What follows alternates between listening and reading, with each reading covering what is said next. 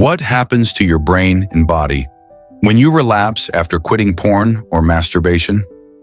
Shocking fact. Did you know that 90% of men relapse within the first 30 days of nofap or quitting porn? But even worse, many never recover and spiral deeper into addiction. Before we begin, hit the like button, share this video with someone struggling, subscribe for more brutally honest content, and comment below, what triggers your relapses the most? Your story could help someone else. Introduction. Why does relapse feel like death to the mind? Relapse doesn't just feel like a personal failure, it can feel like emotional death. You've been climbing a mountain, pushing hard, finally seeing progress.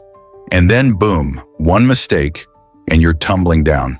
That crushing guilt, shame, anxiety, and even depression. Why does it hit so hard? Most people think relapse means you're back to square one. But here's the truth. Relapse is part of the process, not the end of it. Call to action. Before the introduction, don't forget to like, share, and subscribe if you've ever battled with addiction, and comment below your longest streak or how you overcame your last relapse. Week 1 after relapse, shock, shame, and self-hate, did you know? Within just 24 hours of a relapse, your brain can experience a dopamine crash comparable to withdrawal from cocaine. That's how powerful the neurological impact of porn or masturbation addiction can be. And yet, no one talks about this publicly.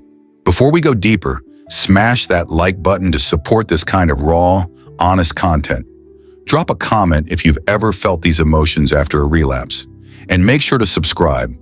Your recovery might help someone else's too. The first week after a relapse is not just hard, it's brutal.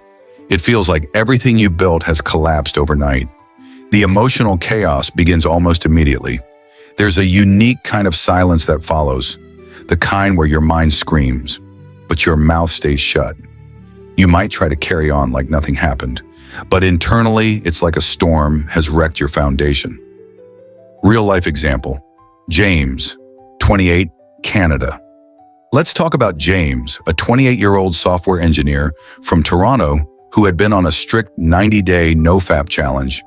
He made it 63 days without a single relapse. That's 2 months of discipline, cold showers, journaling, meditation, the full routine. Then one night he stayed up late scrolling on Reddit. One image led to another, and in minutes it was over. It felt like my soul left my body, James said. I couldn't even look in the mirror the next morning. I felt disgusted, like all my effort had been erased. I thought I had evolved, but I was right back at zero. James's reaction isn't unique. In fact, it's alarmingly common. Scientific insight, dopamine and neurological fallout. A 2016 Cambridge University study revealed that men addicted to porn display neurological patterns similar to those addicted to heroin and cocaine. Yes, the same pleasure centers, the nucleus accumbens and prefrontal cortex, show overstimulation, leading to desensitization. When you go on a long nofap streak, your brain begins to recalibrate dopamine sensitivity. But after a relapse, that recalibration crashes. Dopamine spikes unnaturally during the act and then plummets afterward. The result? You're left with emotional numbness, depression-like symptoms, mental fog and lack of clarity, fatigue and social withdrawal. Your brain basically goes into emergency mode, demanding more dopamine to fix the crash, but giving you less motivation to do anything healthy. Psychological breakdown. Lies your brain tells you what happens next is even more dangerous than the relapse itself, the mental narratives you begin to believe. These cognitive distortions are designed by the addicted brain to trap you back into the cycle. Here are the most common thoughts. I'll never be free from this. What's the point of trying again? I'll just fail. I'm broken. There's something wrong with me. Other guys are stronger. I'm just weak. But these aren't truths.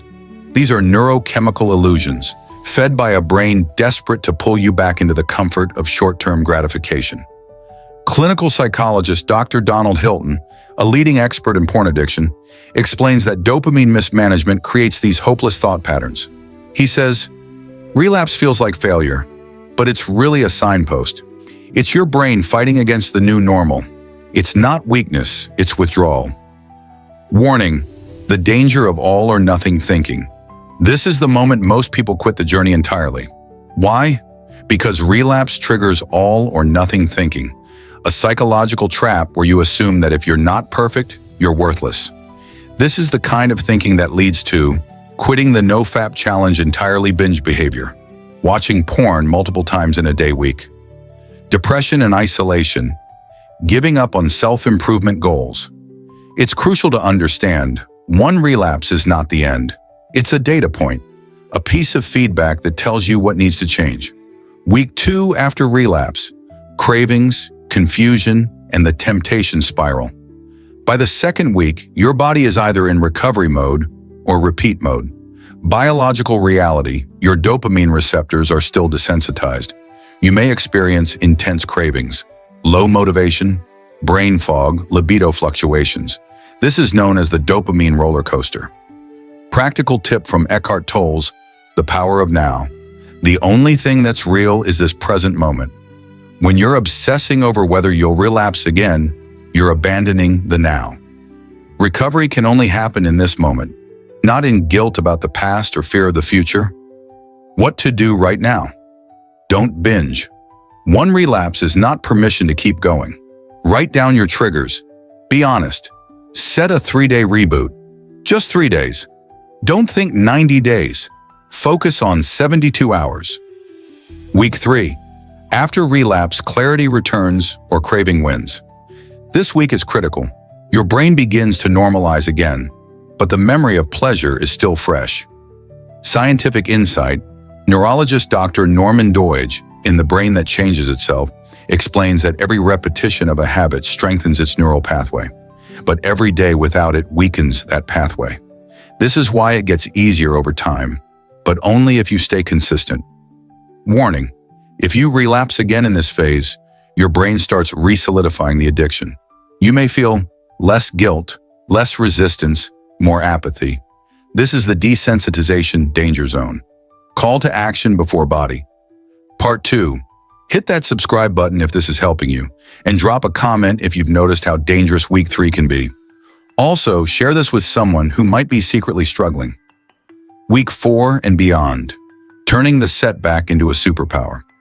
If you made it this far without binging again, you're back on track. But now you must transform this relapse into a relapse-proof strategy. The 3 lessons of relapse. 1. Know your patterns, time of day, emotions, triggers. 2. Have an exit plan. What do you do when the urge hits? 3. Create accountability. Join forums, groups, or even a trusted friend. Real-life turnaround. Marcus, a 34-year-old ex-porn addict, relapsed 47 times in a year, but now he's clean for over 300 days. Each relapse was part of the roadmap. Once I stopped shaming myself, I started winning. Evidence-based tip. A 2020 study in behavioral neuroscience found that self-compassion increases resilience and recovery speed after setbacks.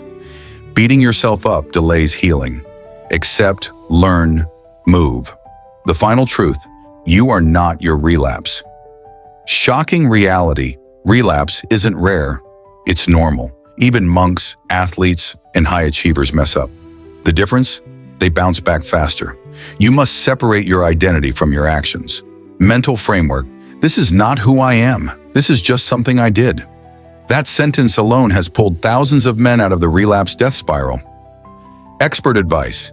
Therapists often advise reframing relapse as a checkpoint, not a game over. What checkpoint did you just hit? Emotional loneliness? Boredom? Stress?